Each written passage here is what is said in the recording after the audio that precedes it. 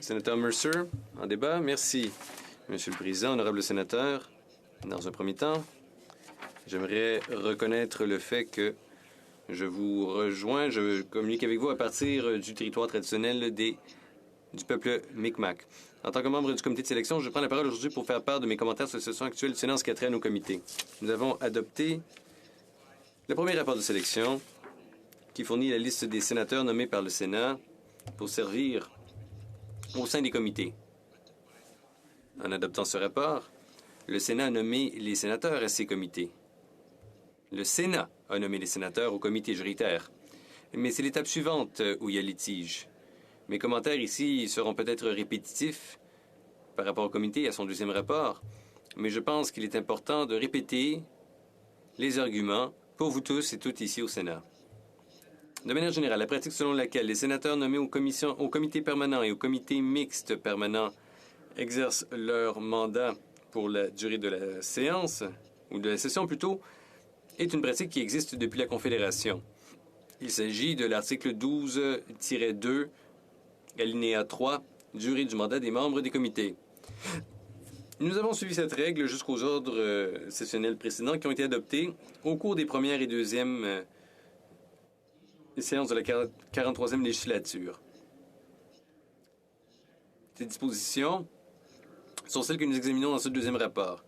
Des dispositions qui préservent le nombre de sièges de comités convenus pour chaque parti reconnu ou groupe parlementaire reconnu après la nomination des membres, même si l'affiliation du sénateur change pour une raison quelconque. À l'instar d'autres sénateurs, j'ai déjà dit, un sénateur est un sénateur est un sénateur. Une fois qu'un sénateur a un siège en comité, c'est le siège du sénateur. S'il décide de changer de groupe, il devrait pouvoir conserver son siège. C'est ainsi que nos règles fonctionnent, et ce sont les règles que nous devrions suivre. Cependant, ce rapport nous permet de subvertir cette règle, encore une fois. Si c'est la volonté du Sénat de continuer à faire cela, pourquoi n'étudions-nous pas ces changements au sein du comité du règlement? N'est-ce pas une tâche qui lui incombe?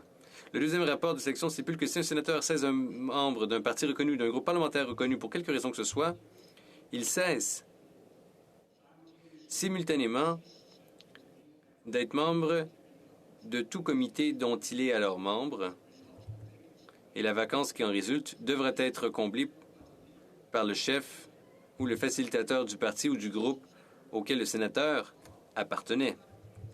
Je ne suis pas d'accord avec ces modifications, et c'est la raison pour laquelle, honorable sénateur, le deuxième rapport contient une opinion dissidente. Permettez-moi d'en parler brièvement dans les minutes qui suivent. Que le sénateur change d'affiliation ou qu'un sénateur non affilié rejoigne un groupe, l'article 12-2.3 garantit l'indépendance de chaque sénateur dans la conduite de ses travaux en comité. C'est une mission confiée par le Sénat lui-même. La répartition en comité est basée sur des négociations entre les groupes et respecte le principe de proportionnalité. Mais en définitive, c'est le Sénat qui est l'arbitre.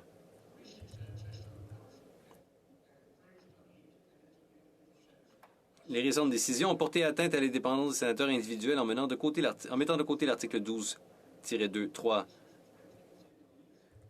Donner aux dirigeants l'autorité sur les sièges des comités, comme le fait ce rapport, permet de poursuivre cette pratique que je juge mal avisée.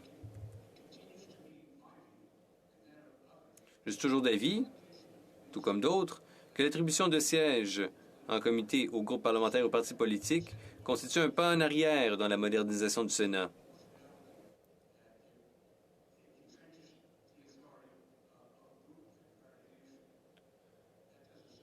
Je pense que c'est une façon de faire qui renforce l'autorité des dirigeants des groupes ou des partis.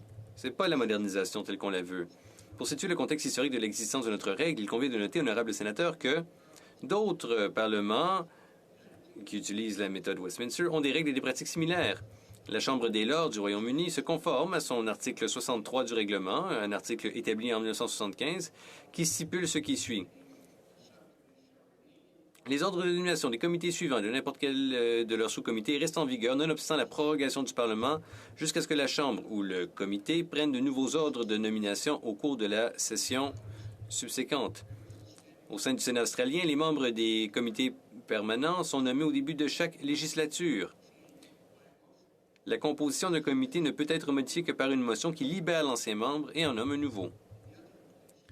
Et dans l'autre chambre, qui est juste de l'autre côté de la rue, l'article 114.1 du règlement garantit également que les membres nommés à un comité permanent le restent pendant toute la durée de la législature. Ainsi, je vous demande, pourquoi le Sénat du Canada deviendrait-il un organe qui subvertirait les règles similaires que l'on constate ailleurs? Certains de mes honorables collègues continuent de soutenir qu'il s'agit d'un problème de proportionnalité. Eh bien, faisons le calcul. On l'a fait d'ailleurs, ce calcul, lors des négociations.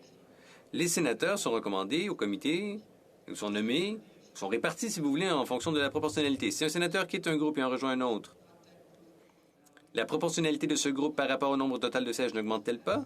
Hein? C'est un pure mathématique. Donc,